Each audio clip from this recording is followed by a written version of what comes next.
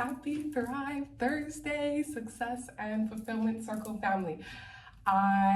First off, I am so excited to be here with you guys today and to share what we're talking about. You guys have all committed to your business and to leveling up, and what I'm here to share with you today is another one of those business/life success tips that I think is going to help us continue to just level up and burst through these next steps and next levels that you're all trying to achieve. So today's subject is sales and persuasion. So when we talk about those two words, right, sales and persuasion, how do you feel about that? Do you get excited, or do you think kind of how a lot of people feel I know there's quite a few people that have a negative connotation to the word sales and to the word persuasion, as you know, it can feel negative or scary, pushy sometimes, or manipulative. Those are things, and that's from experiences that we've had, where someone might have sold us something that we didn't completely believe in, or that they didn't believe in, or that they weren't completely honest in, or things like that. And I'm sorry if that's ever happened to you. But again, these things have happened to teach us about the right and wrong ways of sales and persuasion, and what's important in our business, and why people continue to go back to certain places for repeat business.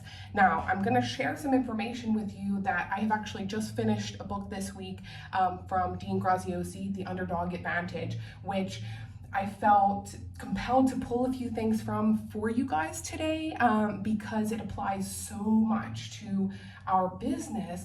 And a lot of these teachings have completely shifted the way that I personally see sales and persuasion, and how that can really shift our entire lives, our businesses, of course, but the mindset on it, and how there's exponential growth when you shift how you see these things. Like I say, full transparency, a lot of the stuff that I'm getting from this is from the Underdog Advantage book, but the part that I wanted to share with you, he talks a lot about, you can build the greatest product in the world, right? But if you don't market and sell it, no one is going to buy it unless you persuade them to, right? And, like I say, you can think about it in a negative or positive way, but you have to have been sold on everything in your life, really, to things that you didn't always know that you needed, but you were shown, it could be stuff as far as medical advances, or, something as that we take for granted is like flight, right? Think about the Wright brothers when they created that first airplane, and they had to sell and persuade to people that absolutely thought that this was a crazy thought, and no, I don't know, and they had to fully believe in it in their heart, give people the statistics, show them what they've done, show them how it works and how it will better their lives, rather than let's continue to ride around in a horse and buggy for the rest of our lives. That's completely shifted how we do business today. We can get on a private jet and have a meeting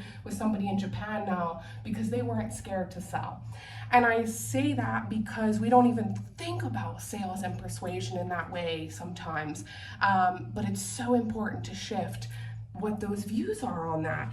So really, you've really got to love what you do so much that you feel it's a disservice if people don't take advantage of that, or that they don't, receive that. And instead of, this fear of success, like what I've talked to some of you about already, it's that fear almost of that they're not going to utilize my services, and that they might be going to somebody else who doesn't care as much about what they're trying to achieve, and is just maybe really just trying to take advantage of it for the money, because we know that's out there. But the only thing that you can do is ensure that you have properly marketed and sold to these people, so that they are going to the person who's going to help them the best, which is you, and you know it.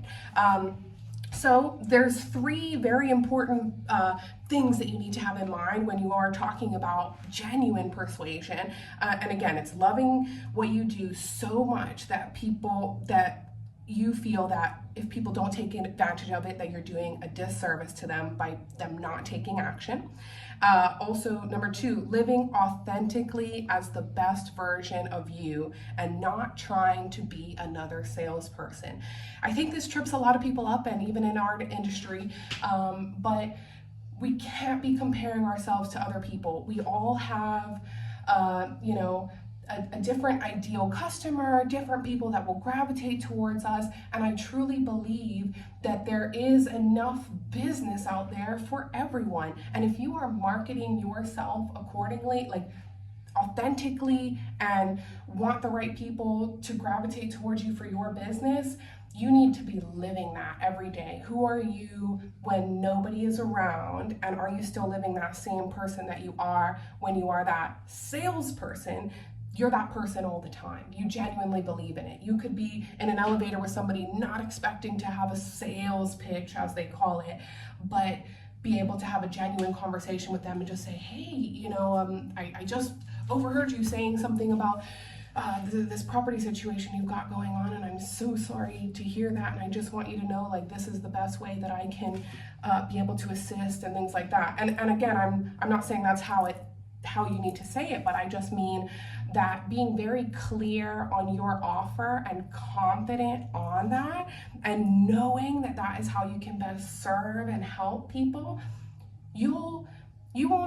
it's not even that you won't like sales at some point. You will be excited and over the moon to have the opportunity to sell to somebody when you know you can better their life. So I say that because, so you've got those 2 points about not living as another salesperson.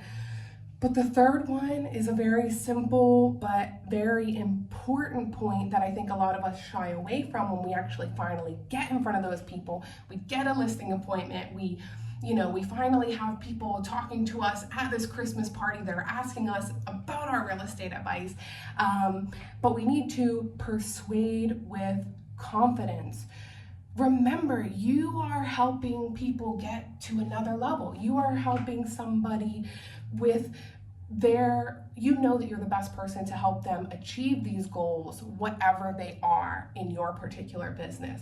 So reminding yourself of that I'm absolutely the best person. I not only have the tools to do this, I have the passion to do this. And, that's where it shifts, and you need to do that. Remember to do that with confidence, and not finally get into that room with them and say, I have all these things, but, I really hope that you would, use me as your agent, and, looking away and shrug shoulders and things like that. And all of that is very important, because just think about what it looks like for someone to sell something to you with confidence and passion. And that's the difference of them knowing that they're making that difference in your life. And it's funny, actually, a lot of this plays into something Susan sent to us this morning about, it was a YouTube video with Warren Buffett in it. And obviously this is something that I've just added today from the couple of notes that I wanted to share with you guys today, but it applied so much I had to put it in here. And he talks so much about delighting your customers, right? Making every customer a friend. And really, the thing is, people will completely forget the price that they paid you. I don't remember what I paid for this dress or this pen or any of that. I actually don't remember the specific price, but I will remember how I felt when I went to purchase it, the person that helped me purchase it, the environment that I was in, and that determines whether I would recommend that place again or not, or I would go there again or not, or if I'm gonna rave about that place in the future and say, honestly, you have to go to this place, because if you don't, you're just not gonna get the best deal, you're not gonna get the best customer service, whatever that is. And your sales will multiply when you have people that are talking in that way. It's the ripple effect, because again, we've talked about this kind of stuff before, but people will just remember the way you made them feel. So it's remembering that stuff, right? So what I would like to really end with on this today is something fun that I think you could all do. And if you feel like going ahead, being brave and sharing this in the group, I would love for you to record a little video of yourself and encourage the other people in the group on these videos as well. But I want you to persuade and sell me on a restaurant, a food, a movie, a book, something that you are passionate about and that you love and you feel like either changed your life or would change someone else's life. And and remember, when you're doing this, think about how you feel and how you look when you're selling something that you really do love. You could do this with a spouse or a friend as well later, just and observe when you're selling. So a great example for me is there's a ceviche place that I love, right? And I truly feel like, I honestly, if you love ceviche, you have got to go to this place. They give you these 3 different types. They're very similar, but they all complement each other so well. The customer service there is amazing. All of the ladies that are there, they just get to know you when you go regularly as well. And what it makes me think about all the time when I do go there is the fact that this first experience that I had eating ceviche years ago, I was like 23, I think. My first big vacation on my own, went to Mexico, and I was eating ceviche on the beach, and I just remember that being one of the best experiences I've ever had in my life. And it was so fresh, and it's just almost indescribable how amazing it is. And this ceviche brings me back into those moments, and it is the only ceviche that I feel like I've had that has been that level of delicious since having that at 23 years old. And so honestly, it's something, if you love ceviche, you have to try it. Honestly, you have to.